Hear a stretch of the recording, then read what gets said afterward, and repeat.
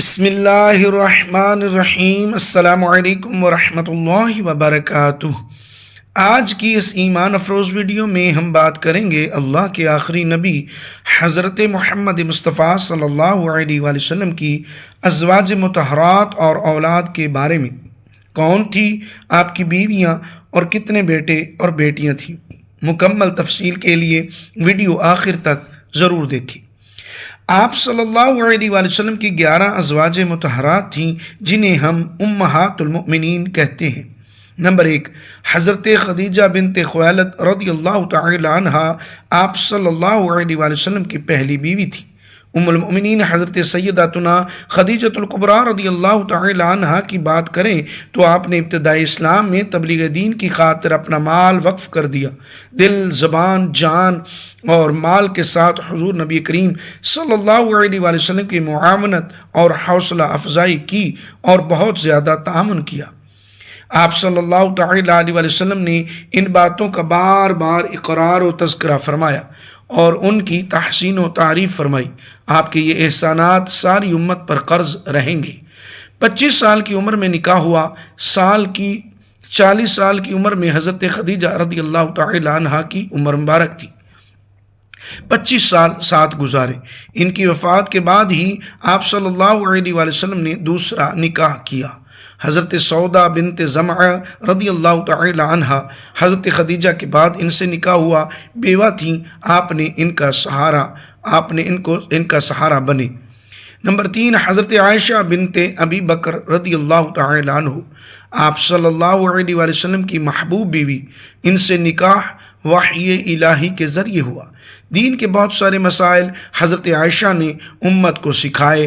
ام المؤمنین حضرت سیدتنا عائشہ صدیقہ طیبہ طاہرہ رضی اللہ تعالی عنہا کی سیرت مقدسہ کو دیکھیں تو امت مسلمہ پر آپ کے علمی، مذہبی، معاشرتی، اجتماعی اور اصلاحی بے شمار احسانات نظر آتے ہیں۔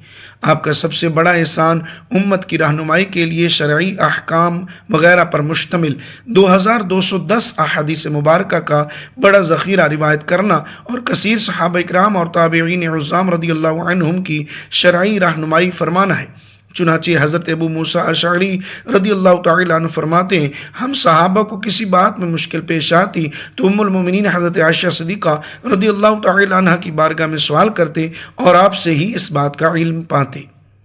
اور ایسا کیوں نہ ہوتا کہ خود حضور نبی کریم صلی اللہ علیہ وآلہ وسلم نے فرمایا، اس امت کی تمام عورتوں بشمول ازواج مطہرات کے علم کو اگر جمع کر لیا جائے تو عائشہ کا علم ان سب کے علم سے زیادہ ہوگا۔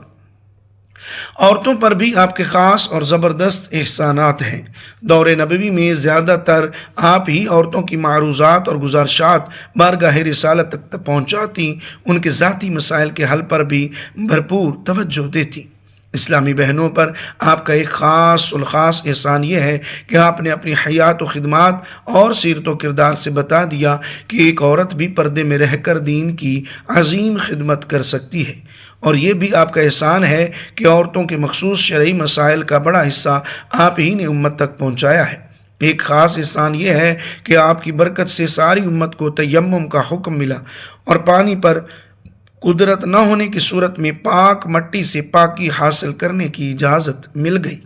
نمبر 4، حضرت حفصہ بنت عمر رضی اللہ تعالی عنہ حضرت عمر بن خطاب کی بیٹی تھی۔ نیک، عبادت گزار، روزہ دار ام المؤمنین حضرت سیدتنا حفصہ رضی اللہ تعالی عنہا نے اپنے کردار و عمل سے حق گوئی کے ساتھ ساتھ انفرادی عبادات جیسے غریبوں و محتاجوں کی خدمت، شب بیداری و روزہ داری نیز تلاوت قرآن کی ترغیب و تعلیم دی ہے۔ حضور اکرم صلی اللہ علیہ وآلہ وسلم کی تقریباً 60 احادیث مبارکہ امت تک پہنچا کر ان پر احسان فرمایا۔ نمبر 5، حضرت زینب بنت خزیمہ رضی اللہ تعالی عنہا بہت کم عرصہ ساتھ رہیں، ام المساکین کہلاتی تھیں۔ نمبر 6، حضرت سیدتنا ام سلمہ رضی اللہ تعالی عنہا علم و فہم میں نمایاں مقام، ان سے کئی احادیث مروی ہیں۔ ام المؤمنین حضرت سیدتنا ام سلمہ رضی اللہ تعالی عنہا بھی ہیں۔ آپ شرعی احکام و قوانین کی ماہر فقہا صحابیات میں شمار ہوتی ہیں۔ اور بقول امام الحرمین امام ابو معالی عبد المالک بن عبداللہ جوینی حضرت ام سلمہ کی رائے ہمیشہ درست ثابت ہوتی تھی۔ وجہ یہی ہے کہ آپ نے بارگاہ رسالت میں بکثرت سوالات پوچھے اور پھر لوگوں نے آپ سے شرعی رہنمائی حاصل کی۔ بالخصوص صلح حدیبیہ کے موقع پر آپ کی معاملہ فہمی، حکمت عملی اور بہترین مشورے نے اصلاح کا بڑا کام کیا کہ اس وقت صحابہ کرام عمرہ کی ادائیگی سے روکے جانے پر رنج و غم میں تھے اور کوئی بھی قربانی کر کے اپنا احرام کھولنے کے لیے ذہنی طور پر تیار نہیں تھا، تو آپ نے بارگاہ رسالت میں یہ رائے دی کہ یا رسول اللہ صلی اللہ علیہ وآلہ وسلم، آپ کسی سے کچھ بھی نہ فرمائیں اور خود اپنی قربانی ذبح کر کے اپنا احرام کھول دیں۔ چنانچہ حضور انور صلی اللہ علیہ وآلہ وسلم نے ایسا ہی کیا۔ یہ دیکھ کر سب صحابہ کرام علیہم رضوان نے بھی اپنی اپنی قربانیاں کر کے احرام کھول دیا۔ نمبر 7، حضرت زینب بنت جاحش رضی اللہ تعالی عنہ، ان کا نکاح اللہ کے حکم سے ہوا۔ سورہ احزاب میں ذکر آیا، ام المومنین حضرت سیدتنا زینب بنت جاحش رضی اللہ تعالی عنہ کو بارگاہ نبوی میں خاص مقام حاصل تھا۔ حضور اکرم صلی اللہ علیہ وآلہ وسلم سے آپ کا نکاح خود رب کریم نے فرمایا اور گواہ حضرت جبریل علیہ السلام تھے۔ آپ کے احسانات بالخصوص یتیم اور بیواؤں پر بہت تھے۔ آپ نے خواتین کو سکھایا کہ صدقہ و خیرات کی کثرت کریں اور کمزوروں کا سہارا بنیں۔ نمبر 8، حضرت جویریہ بنت حارث رضی اللہ تعالی عنہ قیدی بن کر آئیں، پھر آزاد ہو کر نکاح ہوا۔ ان کے نکاح سے بہت سے قیدی آزاد کر دیے گئے۔ ام المومنین حضرت سیدتنا جویریہ رضی اللہ تعالی عنہ کا سب سے پہلا احسان اپنے قبیلہ والوں پر تھا کہ آپ کی بدولت تقریباً 700 افراد نے غلامی سے نجات پائی۔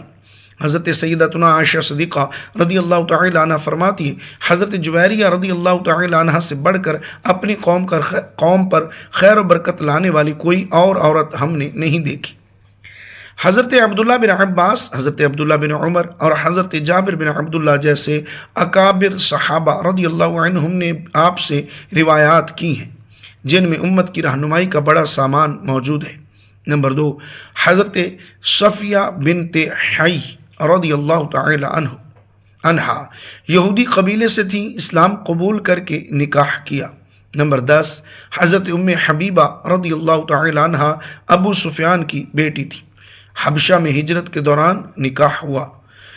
نمبر 11، حضرت میمونہ بنت حارث رضی اللہ تعالی عنہا آپ صلی اللہ علیہ وآلہ وسلم کی آخری زوجہ تھیں۔ 76 احادیث کریمہ روایت کرنے والی ام المؤمنین حضرت سیدتنا میمونہ رضی اللہ تعالی عنہا بہت زیادہ خوف خدا رکھنے والی اور انتہائی صلہ رحمی کرنے والی خاتون تھی۔ لوگوں کو شریعت کی پاسداری سکھانے والی ہستی ہیں اور امت مسلمہ کو متعدد مسائل کا حل آپ کے ذریعے سے ملا۔ خاص کر حالت احرام میں نکاح کے جائز ہونے کا مسئلہ آپ کی برکت سے ظاہر ہوا۔ اولاد رسول صلی اللہ علیہ وآلہ وسلم، آپ صلی اللہ علیہ وآلہ وسلم کی تمام اولاد حضرت خدیجہ رضی اللہ تعالی عنہا سے تھیں، سوائے حضرت ابراہیم کی کہ حضرت قاسم رضی اللہ تعالی عنہ سب سے پہلے پیدا ہوئے، کم سنی میں وفات پا گئے۔ حضرت عبداللہ لقب طیب و طاہر، بچپن میں انتقال ہوا۔ حضرت ابراہیم رضی اللہ تعالی عنہ حضرت ماریہ قبطیہ سے تھے، 18 ماہ کی عمر میں وفات پائی۔ بیٹیاں، حضرت زینب رضی اللہ تعالی عنہ سب سے بڑی بیٹی، ان کی شادی ابو العاص بن ربی سے ہوئی۔ حضرت رقیہ رضی اللہ تعالی عنہ یہ دوسری بیٹی تھی۔ ان کا نکاح حضرت سیدنا عثمان غنی رضی اللہ تعالی عنہ سے ہوا، غزوہ بدر سے پہلے وفات پائی۔ نمبر 3، حضرت ام کلثوم رضی اللہ تعالی عنہ رقیہ کے بعد حضرت عثمان غنی رضی اللہ تعالی عنہ کے نکاح میں آئیں۔ نمبر 4، حضرت فاطمہ الزہرا رضی اللہ تعالی عنہ سب سے چھوٹی، سب سے زیادہ قرب رکھنے والی حضرت علی رضی اللہ تعالی عنہ سے نکاح ہوا۔ ان کی اولاد سے نسل رسول صلی اللہ علیہ وآلہ وسلم چلی، حسن، حسین، زینب، ام کلثوم۔ حضور صلی اللہ علیہ وآلہ وسلم کے ازواج مطہرات اور اولاد پاک کا تذکرہ ہمارے ایمان کا حصہ ہے۔ یہ ہستیاں ہمارے لیے نمونہ ہیں۔ اللہ ہمیں ان کی سیرت سے سبق لینے کی توفیق عطا فرمائے، آمین۔ اگر آپ کو یہ ویڈیو معلوماتی لگی ہو تو لائک اور سبسکرائب ضرور کریں۔ جزاک